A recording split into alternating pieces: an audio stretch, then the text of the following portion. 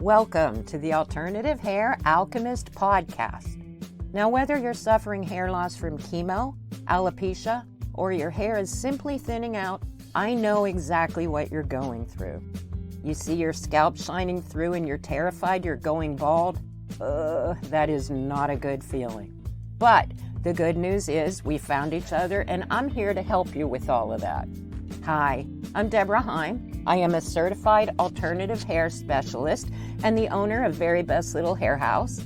I have been wearing wigs myself for over 20 years, and I know firsthand wig shopping, along with the stigma and shame that goes along with hair loss, doesn't help, but I'm here to change that.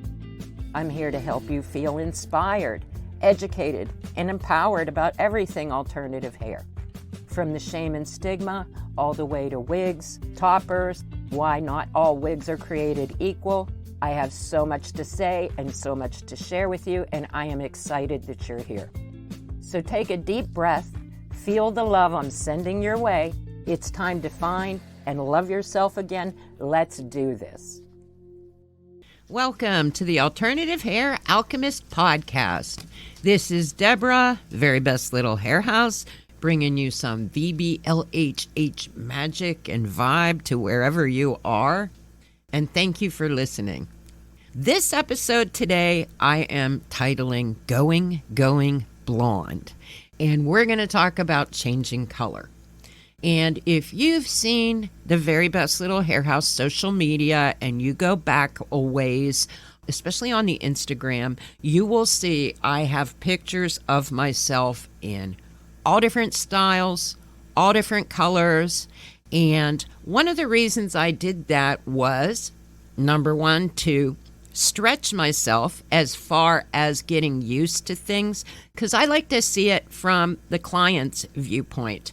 And myself, along my journey, it took me quite a long time to get away from anything dark. My hair naturally was a dark brown, Italian-American background, and so I really felt only comfortable in browns and maybe some reds thrown in. And although I would go pretty bold on the reds, I never really went past that until I have the shop. And another reason that I did it was because I didn't have anybody to model the wigs. So I kind of did it myself. And I tried to show what a regular person can look like in all different styles and all different colors.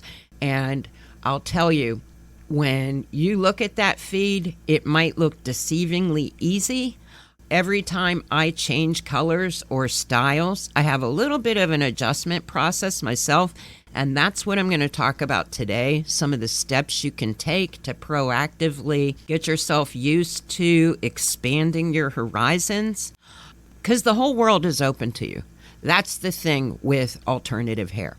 Now, most women want to stick with a color because that's what they feel comfortable with, but you can have fun with this. I mean, what better way to do it and to expand your wardrobe with different alternative hair? But I get it. It's not always easy. And I'll tell you, going to the blonde color was one of the most difficult things as far as confidence. And I'll tell you, as soon as compliments started to roll in, I got over it pretty quick. And that's what I'm hoping for you too. And on a previous episode, I think I mentioned looking too good. And let me explain that to you. Looking too good is the term that I came up with to describe the feeling that I think I see. I know I have it myself, and I see it especially when someone goes from hair loss to a wig. I mean, quite frankly, they haven't looked that good in a while. And looking good can call attention to you. And if you're a little bit uneasy, like I am not, I mean, despite having this podcast or how I am in the shop one-on-one, I'm extremely shy as far as that goes. So when you aren't used to getting noticed, sometimes that can make you a little uneasy. And then though, once you hang with it, you get used to it, you'll get over that. And that's what I hope for you. Looking too good is not a bad thing, but it does take a little bit of adjustment. And on the average, I can say about 10 minutes. Like whether it's in my shop or whether I'm at home, it takes me a good 10 minutes from the time I put a wig on to the time where I'm like, yeah, okay, that does look like me. So there's so much mind stuff that goes into this. And if you let it control you, you're probably going to wear the same color the rest of your life. And what other thing I think is crazy that we talk about this at the shop is women color their hair every day. Yet with alternative hair, the first thing I hear is, oh, people will know. And again, my answer to that is know what? Know that you look fabulous? Come on, really think about it. Time to end this shame and stigma. Have fun with it. The time for alternative hair is now. And that's what we're talking about today. So color is probably one of the biggest holdups I see. I see a lot of overthinking, and I'm just going to use this for an example. Like people, and I did it myself with the dark colors. I see people fretting over the difference between a 1B and a 2, for example, going to different lights and checking it out. And yeah, I get it because I'm like that too. However, you can get away with so much more. I mean, from the person helping you's viewpoint, I see women look good in so many things, and they just don't always allow themselves to be open to the possibility. So that's what I'd like to encourage you to do. I hear, well, I can't wear that all of the time. And you know what? You certainly can. Okay, the first step to changing color or style, number one, is to decide to do it. Now that sounds easy, but once you decide, you might have some waffling back and forth on that. The main thing to remember is that once you decide you're going to do it, remember that. Make that commitment in your head. And once you accept it, which isn't always easy, then it makes it easier to go out the door. And I think that it is a little bit of self-sabotage sometimes. When I change colors or styles, sometimes I will think things like, well, who are you that you would wear that long of a hair or that light of a blonde or whatever? Thoughts like that might enter your mind. The trick is to not let it control you and just proceed. Second thing, I talked about this before, get used to your new look at home. When I change style or color, like I said, it's a shock. You get used to it by seeing yourself in different mirrors, and the best place to do that is at home. And I tell this to everybody, whether you're a beginner or advanced, get used to your new look at home.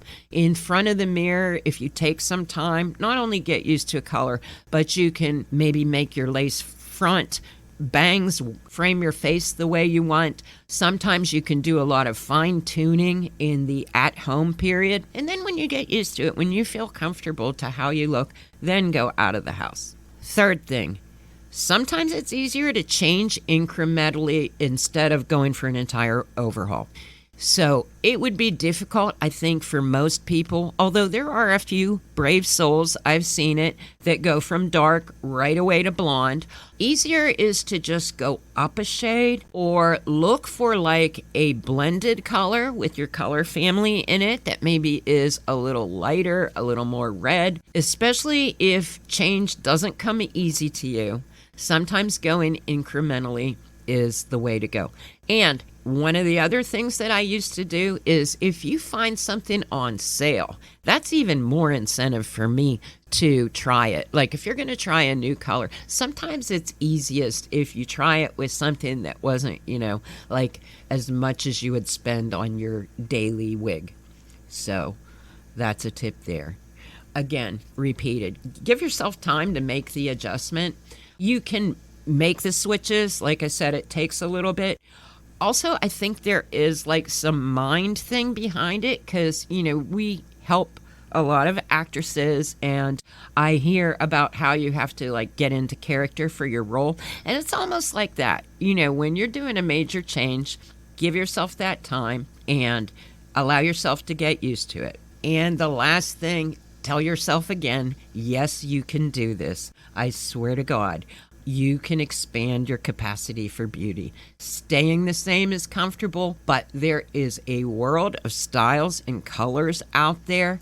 I mean, have fun with it. Like I said, you can try your ultra blondes, and one of the benefits of doing the blondes and the ultra blondes with the wig is you're going to save yourself time and the chemicals on your hair.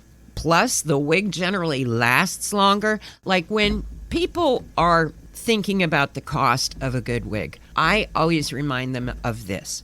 Anybody with gorgeous hair spends a little bit of money on it. And I'm not making a statement as far as budget or whatever. You can look good at every price point, but I see so many women have the hardest time spending money on themselves. So that's the other thing I'd like to encourage you to do. Self-care is not a luxury. Okay, just like on the airlines when they tell you you got to put your oxygen mask on first before you can help anybody else out, you've got to take care of yourself. And life is short. You are meant to enjoy yourself. When you splurge on yourself, the rewards will have ripple effects throughout your life. I have seen, when people get the right hair, they become more confident. They go on to lose weight. They get a job they were afraid to. So when you take care of how you feel on the inside as well as the outside and do something for yourself, the rewards are great. Back to getting a expensive cut and color. You have to do that every 3 months. Now, when you see a woman with gorgeous red carpet hair, I'm going to guess that unless she's really good, it didn't come out of a box. Not everybody goes to the expensive salon, but if you look at it this way, you go to a good salon, you've got your cut, you've got your color, you've got your tip. Then with good hair, you're into the products to maintain that color. So if you look at it that way, I think it makes it easier. And I've heard clients say if they think about it this way, it makes it easier to get okay with spending on themselves, which is what you want to do with your daily hair. You can get wigs at every price point, but I am telling you from my own experience, if you are working up close, one-on-one with people on high-def camera, the confidence you can get from knowing your look is good is so worth it. Okay, so I guess that's it for this week's episode. Hopefully I said something that you got out of this. Hopefully getting you over any hump or any fears. And if you'd like some alternative hair alchemy of your own, I am starting to do video sessions. And for the first 25 people, it will be at a special rate. Send me a message. Find us through the website, www.verybestlittlehairhouse.com. We have a Facebook page. We also have a group, Wise Wig Advice and Solutions, Very Best Little Hair House. I'm at The Hair House on Instagram and at Deborah the Wig Lady on Twitter. So until next week, don't be afraid to put yourself first. Your outside beauty, it's okay if you want it to match the inside. Treat yourself like you would your own kid or your best friend, and feel the love I'm sending your way. Until next week, bye-bye. If you loved this episode and want to connect with me, please go to my website and drop me an email, verybestlittlehairhouse.com, so we can get in touch. And until next time, remember that you are beautiful, perfect, and loved just the way you are.